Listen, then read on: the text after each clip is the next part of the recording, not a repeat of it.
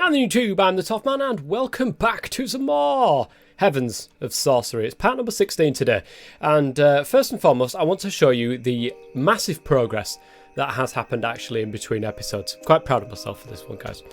So as you've heard already, there is, in fact, chickens. We have a couple of chickens, well, 4 chickens in there. I did it using the ritual altar, as I've described before.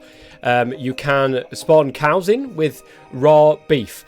To get raw chicken, let me show you really quickly here.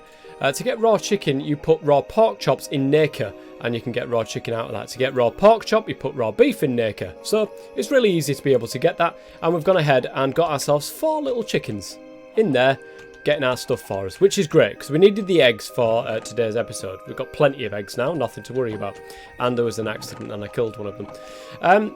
The other thing that I would like to tell you guys about today, and what I'm going to show you, is the progress on the actual base itself, where we're going to be moving everything to. Tell me what you think. It does look a little bit like the Bop It, where you've got to like tap the yellow, or what, I think it's Bop It. I'm not quite sure what it's called. But we've got plenty of terracotta. We've got access to so much clay, it's absolutely ridiculous. So literally sit there with my my auto clicker on, plenty of clay. The other thing is these green petals and also yellow petal, blue petal, red petals. We've got access to all the Britannia petals now, so they've been sort of... I didn't want to do just a floor of terracotta, and it was taking forever to be able to obviously do that, but I just stuck it in there and just left it and went AFK for ages. And then obviously we've grown up and bone mealed the flowers and ground them down into dyes to be able to get all of these different colours. Also, again, petal blocks, so easy to do when you bone meal and chop down the tall trees. The other thing, Caminite bricks, we've got our embers area, which is going to be this one over the top here, and of course that is going to get changed and jimmied around to look a lot better than what it currently does. Over here, if you put clay in the manor thing over there, you get dirt out of it. So obviously, I don't know if I've probably shown you this before, but you put blocks of clay in and you get 16 pieces of dirt, which is really, really good. And I managed to fill this entire area out. This is where the trees are going to be, and possibly even Britannia. Britannia may be over here on this as well, because I certainly want to go ahead and make a big farm of all the different flowers that we've got from Britannia over there, just to make it a lot easier to be able to get in the future. I have left the walls looking like the wood, the planks. Let me know what you think. Maybe there's a different block that we can put there as well. Now the other idea I did have for this was, we could actually, with the outskirts of this, go upwards and make it into a massive round with a space in the middle. Obviously that is not going to be covered, but we could have this area on the outside actually covered. Like we could have a round ring, a building. We could have columns going up, holding up this roof and stuff. I don't know. But that is going to be obviously something to do, a project in between episodes. This took a good couple of hours to be able to do. I've ringed around the entire inside of that just to give a little bit of difference. Instead of having the marble straight onto the brick there, it's just got that outline, that border, just to break it up a little bit more. So that's basically what I've been doing in between episodes. I've also been getting a couple of things ready for this episode. Now, as it stands, let me just have a quick look here. Episode 13 has gone out, and that's how far ahead I am of myself at the moment. I do like to get ahead with my recordings. Episode 13 went out, and we got a few comments to be able to look at from that episode. The episode previous, I know how to get rid of the stuff on the achievement. I know how to get rid of the achievement. In fact, it's probably a good idea to go through that now while that's in the sky, and we can sort that out. So let's go. We're going to grab ourselves this stuff here, and we're going to go over to the... let's have a look at all here. We're going to go over to the Starlight Crafting, because we want ourselves oh my goodness, I've forgotten what it's called. That thing, Shifting Star. That is what we need to be able to get rid of the achievement that's on us at the moment. So as it stands, we're all right. Just whack that out. Brilliant. And that'll craft a shifting star. We use the shifting star to be able to disperse the attunement that's on our person. I did a little bit of reading in the book. I don't know if you can tell. And that is how we can do that. So I'm going to grab it. And if we look at F5, we use it until it literally breaks. Now we're going to go to the attunement altar, which should still... Yeah, it's already on that. Now we should be able... Brilliant. We've actually made it work. Oh, yes, the mining speed. I also want to... Phoenix Lodge himself has actually been watching these videos and has been giving me a couple of tips, which is absolutely massive. It really, really does help. And all of your guys' comments and suggestions, which I'm going to go through, actually, one of the comments today in that latest episode that's just gone out, episode 13. Whoops. Yeah. We're going to go through a couple of the comments that's on there about... there's one from Buckwheat, and I'm not going to go into massive detail on that comment because it's a massive comment. It's all about sort of building up your crystals, so you can make better crystals, obviously, yourself. You can make better floating crystals. Nice. Guys, we did it. We finally got ourselves this one, the 20% more mining speed. Now, as you can see, the niobium pickaxe there. Now, if we type in pickaxe... This is the thing that I've learnt from Phoenix Lodge. If we look at niobium, it says Mistborn on the bottom of that pickaxe. Now, anything with that particular thing on there will allow you to mine in the Misty World. So there is a couple more. There is the Elementium pickaxe from Britannia. Obviously, I don't think we're anywhere near getting Elementium at this moment in time. Yeah, we're nowhere near getting that. But there is the Mana Steel one. That will also work as well. So we not have to keep making the niobium pickaxe and using all of our niobium. We can, in fact, make some... Mind you, the Mana Steel actually takes niobium to make, so never mind. But there is that the only couple that's on there? I think so. I think, yes. Mana Steel, Elementium, and, of course, niobium are the only ones that seem to work in the Misty World. So I think it's time to get ourselves a Mana Steel pickaxe. Very easy to craft. 3 Mana Steel, 2 living wood twigs. Oh, it's there. I was wondering where my living wood had gone. I thought I got absolute tons of that because I made loads of it. As you can see, the paths in the middle are made of living wood planks, just for a little bit of variation in colour, in richness. I wanted to use that, so... right, living wood twigs. A couple of them. That... Let's give this a whiz over in the Misty World and see how it does. So I've come down to the bore machine. Oh my lord! Why did I not do this earlier? Why did I not do this earlier? Oh, that's my. You can see this is where I would do. Oh, this took forever. I was trying to look for. I think it was lapis at the time, and then I realised that wasn't the best way of doing it. So. Oh my goodness! Why have I not made one of these? I mean, this, in comparison, this is niobium. This is Mana Steel. Oh. Right, that can go in the box along with my niobium pickaxe now ready and waiting for that in the future. Oh, I should have done the diamond pickaxe as well. I don't know if that was actually physically possible. You see, the thing is, I've been looking at the Astral Tome and putting things... If we attune items... For instance, where is it? I don't exactly know where it is, but there is a block. Oh, great! The rain starts. There is a block. If I could find it. Here it is. Right, there's a block called the Stellar Refraction Table, and I believe that has something to do with. The placement of constellations, all that sort of stuff. But I think you can put like pickaxes and stuff in here to be able to get infused. I could be completely and utterly wrong by saying that, guys. So just don't listen to me, basically. With that being said, in between episodes, I did manage to get all the things needed, of course, for this winter rune. So that shouldn't be too hard to craft. I do, in fact, need some living rock, though. There we go. Just the one piece will do. But now we should be able to make that winter rune. And once we made the winter rune, we can go and make the freezer. And that will give us everything we need to be able to get to the next 2 dimensions.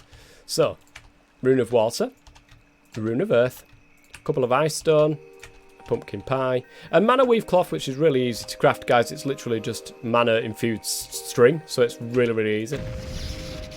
And then we just wait. Fantastic. We also get the water and earth runes back, which is massive, which is absolutely massive. I love it. So we've got the rune of winter then. Oh, more iron berries, man. And then we take all of this stuff that we've got here, and that it will be everything we need to make the freezer. Now, I don't believe, if we take a quick gander here and go over to the Starlight crafting, I don't think we've got enough Starlight at the moment to be able to craft this. We haven't, so we're going to have to wait till night time to be able to make this, but it can be made. In the meantime then, let's go through some of the comments that was done in the previous episode. There's one here from Sabbath Night. The rustic barrels should work decently. You can also use ember liquid storage, which will hold 16 buckets. This is in reference to one of the previous episodes where I said about storing starlight in a barrel, and I didn't know which barrel to use. So you can use those rustic barrels, but it seems that the ember liquid storage holding 16 buckets would actually be pretty decent to have over on the area where I'm making the liquid starlight, because I do believe somebody was saying, I think it was in stream, that you need quite a lot of this liquid starlight going forward. So we're really going to have to start putting some of that away. Other than that, guys, the biggest one is the buckwheat comment, which basically says how to grow and progress with these growing these crystals bigger and bigger. So whilst we're waiting for night time to come back around, let's take a look at what we've managed to unlock here. So we've got a new... I forgot to tell you guys, I did the tappet one. I managed to get a liquid latex, and to make a rubber ball, actually, you have to put the latex in the melter, get it melted down into here, but you also have to place a piece of sulfur in there to be able to change it into a rubber ball. So you need both the latex and the sulfur. That is one thing that I must say. So now we've unlocked the PPE power-up. So we get protective suits, and I'm assuming... Oh, here we go, look. Rubber is the key to an all-new whole-body protective suit. This prevents you from getting affected by chemical pollution and saves you from the pain of rain acidified by the mist. Furthermore, this suit is slim-fitting enough to be applied as a lining on any other armour, simply by crafting it with the matching piece of protective suit. So you can put these together with your actual armour, and you've got a protected diamond chest plate, for instance, if we do that. So that's pretty interesting. We also get, guys, a massive reward there of 30 niobium ingots, which is absolutely really, really key here. We also get an open rubber respirator.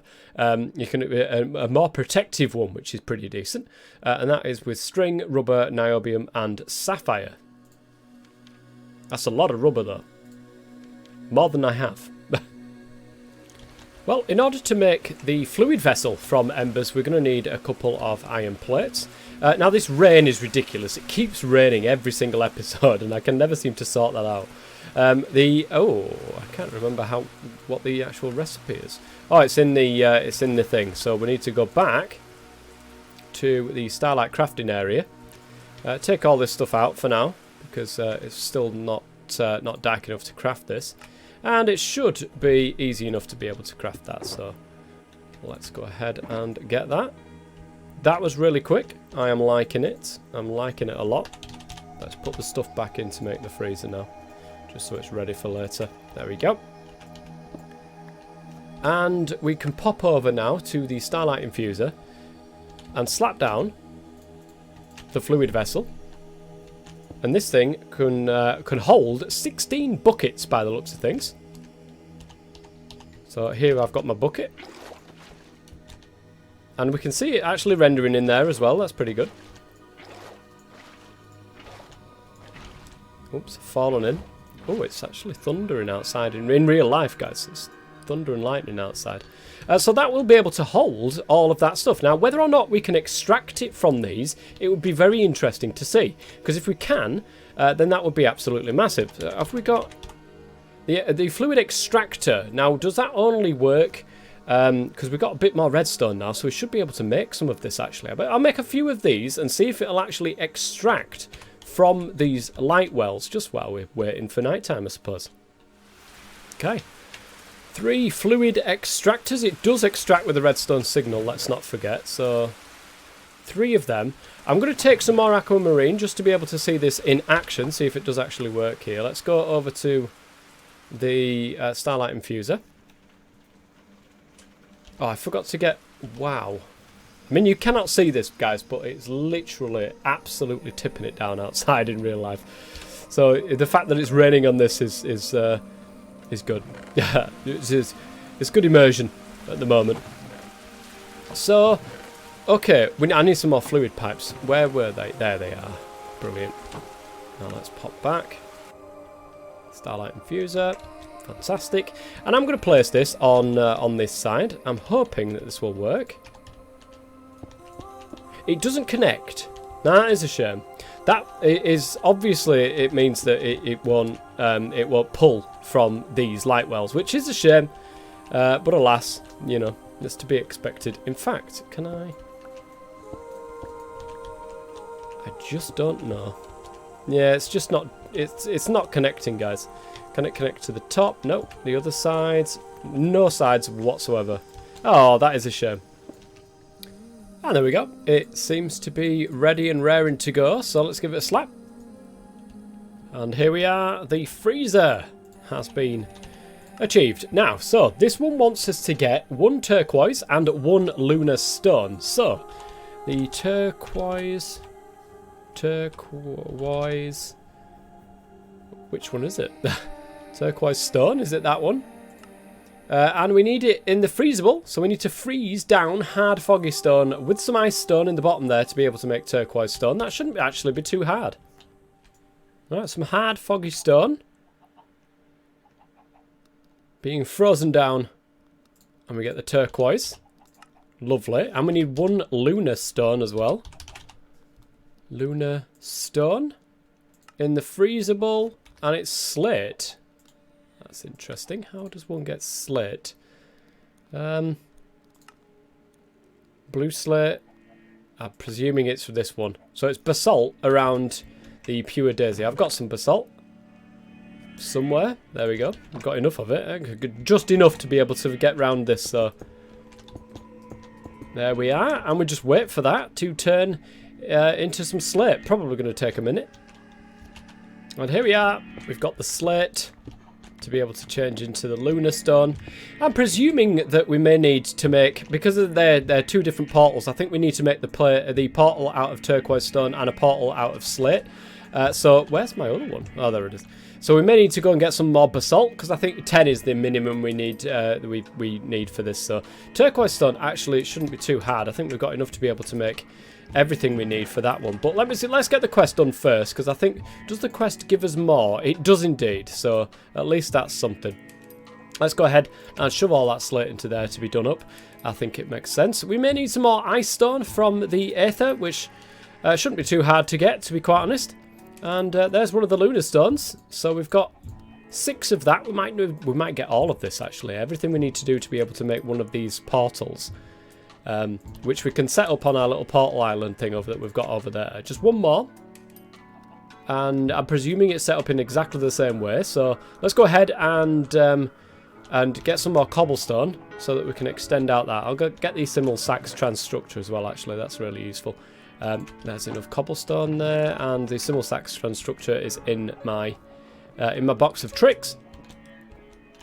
So let's plop that down there. And grab it out. Where is it? There it is. We simply... What a tool that is. And I mean that in all the nicest ways, I swear. Okay, so let's... I think we'll place it, well, on line with this one, so we'll put it there. And the lunar stone will go there. I could be completely and utterly wrong by this, guys. You know, I could be talking out my backside. Alright, there we go. Did we unlock another quest, actually? Because that's probably... Here we go. Okay, this is... I should probably have read this beforehand. Alright, let's have a look then. In the Blackest Night, with your strength and knowledge further expanded, let's look to open up some new dimensions. The second of these is the Everdawn, a place where dawn eternally sits on the horizon. Be wary of what awaits lurking in the shadows. So to make that, we need... Ooh, what is that? That looks like slate brick, maybe. I don't know what that is. It doesn't actually tell you what the block is. Lunar stone. Maybe it's lunar stone brick? Is that a thing? There's lunar stone bricks there, so it may be the fact that it's lunar stone bricks. Okay, let's go ahead and get this back down and try again. Alright, let's try this one more time. Lunar stone bricks going down. It does definitely look like lunar stone bricks. Whether or not it is, we'll soon be finding out. Bit of cobblestone there. And then there we go. There's one. Done. So we need the zeal lighter for this. And it did actually work. Brilliant. Now, we'll get the second one already built up. You can see I've got some turquoise stone bricks ready for this. So we'll get this one built. And we will light this one at the same time. 3, 3. Stick one there. That and that. And then we'll light this one with the zeal lighter as well. Fantastic. Okay. Everything is working. We've got pretty much everything in our inventory. We probably don't want that. So let's stick some of this stuff away so that we don't die with it on us. And let's go and have a look. So we've got the Everbright and the Everdawn. Ooh, they make a good noise as well. So with your strength, the first of these is the Everbright, a place where night never comes. Great. That's not to say it's without any dangers though, obviously. But we get 200 of each block by going into this into these. So okay, it takes a little bit longer than it usually does with all the rest of the dimension portals. Ooh. Oh, look at this. Look at that. Okay, first and foremost, let's get a... What are we in? Oh, we need a new one. Everdawn portal. Everdawn. There. What if I can spell right? There we go. We've got a portal there ready and waiting. Alright, let's go back. And go into the Everbright and see what that's like. It looks a rather cold one by the looks of the particles, but maybe not. Oh, it does look rather cold. Oh my goodness, are they going to kill me? No, but we do have up there a nice village by the looks of things. On the map there, you can definitely see that there's a villager. There's village up there, which means the possibility of villagers. Oh my goodness. And again with the music and the sound effects. Let's pop a thing down. Everbright portal. So that we know where we're going here. Ooh. Right, let's go back into some safety. Have a look at what quests are coming up. I'm presuming it's something that we have to find within the Everbright and the Everdawn as well. So let's have a pop and have a look. So, PPE power up still is the one. And interestingly enough, it's the last one of this chapter. And then arcane magics. We've actually... Right. We need to get rid of the sounds there. Is it... What is it? I wouldn't even know what it is. It's not, it wouldn't be weather, would it? Maybe it's that. Yeah, that's probably it. I think we've got it, guys. Right, let's go over here and take a look at what we've got. Get away from that portal and that noise. Oh, we've got a mending book. We've got 2 mending books from this, actually. And we've got a lot of stone. Let's just really quickly put all this stuff away. I will keep... No, I won't. I will put those books on the shelf where they belong. And let's give it a look in this. So we'll see what we've got in here. Turn a new leaf. The first thing you'll need... Alright, hang on a minute. I need to do this. Yet more realms await us. It seems some folk have survived in the Everbright, though they seem outright unfriendly. And who knows what awaits in the dark reaches of the Everdawn. So, turn a new leaf. The first thing you'll need from these dimensions is simply just some of the long grass there. The unchanging light in the Everbright and Everdawn means these grow with rather unique properties. Mix it with materials from the aether to make brilliant fibre. Then use it on some leaves to transform them and harvest the resulting gold leaf. Interesting. So we need some brilliant fibre. We need gold leaf to be able to do this. And we get a book of natural aura from Patchouli. So this is how we make it. We need to get some turquoise grass and moonstone shard. That's interesting. Maybe we get that from the grass? I don't know. Transforming leaves. We put brilliant fibre on a leaf. And it slowly transforms over time. Once fully transformed. Right, okay. So, let us grab ourselves... What on earth? Oh, I wondered what that was then. It's okay. It's just a seed. It's just a seed floating on the fence there. So we've definitely got in our arsenal some shears. We may already be in there. They are.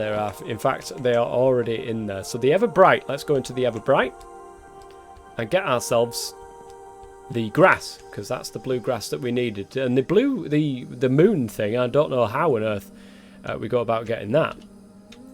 But let's pop this down and get some shears out. Whoops. And start shearing away some of these leaves. Shears, should I say. And we need to get some golden oak leaves from the aether, surround it with gold and a moonstone shard. Where on earth do we get one of these from? Okay, we mine it. We mine it, and it shouldn't be too hard to find by the looks of things. 1% chance. The Everbright and the Everdawn, both of which. So they're actually, it's pretty low down. So we may go over and get the meat creeps to try and find some for us. Don't forget also, I mean, you never do this in Minecraft, guys. Let's be honest, never dig straight down in Minecraft, because you never know what's going to happen. Ooh, hey up. Maybe we might not need meat creeps here. Some moonstone ore will do me quite nicely. That's exactly what we're after, some moonstone shard. But what I am going to do, I'm going to continue on digging downwards, because I do want a little place that I can call a mine down there. And we're going to get our little meat creeps out and get a lot of this moonstone stuff at the start here, so I don't have to keep going into this world to come and get some. So, got to be really careful. There it is. There's the exit. And let's just shove that dirt there in the way. And we'll go all the way down. But don't forget, as I was just about to say, don't forget, we are, when we're doing this, we're always adding to our perks. So every time that we mine a block here, we're gaining experience. And as we're going through this, we gain more mining speed and increase melee damage a little bit later on down the line. But we can have way more mining speed with this Evorsio. So, oh, that's going to be ace after a while. Ooh, what's that? Turquoise ore. I was going to say, does that drop diamonds? But no, it doesn't drop diamonds, I'm afraid. It just drops turquoise. Oh, we're nearly there though, guys. Well, here we are at Y level 8, and by the looks of it, guys, I don't think we're going to need the meat creeps too much with this one, because it looks like it's actually quite easy to find. But we're going to do it anyway. So we're going to slap that down there. We're going to grab ourselves a meat creep cube. Yes, could you please flatten the 13 by 13 area for me and see what we can actually find? Ooh, we've got some different stuff here as well. And I will get more meat creeps as well. We've got Ventium ore, which we can actually mine here. So at least that's something else. Now, what do we do with Ventium ore? Where it said something there. Found deep beneath frostbitten forests. And it turns into Ventium ingots. They're actually really not that hard, not that easy to find. A 0.1% chance.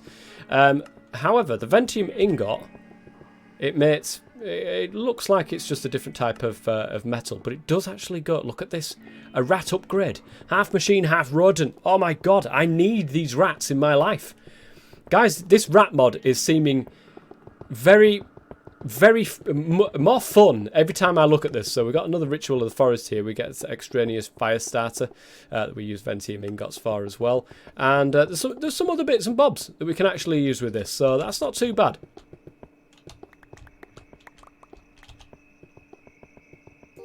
Wait a second.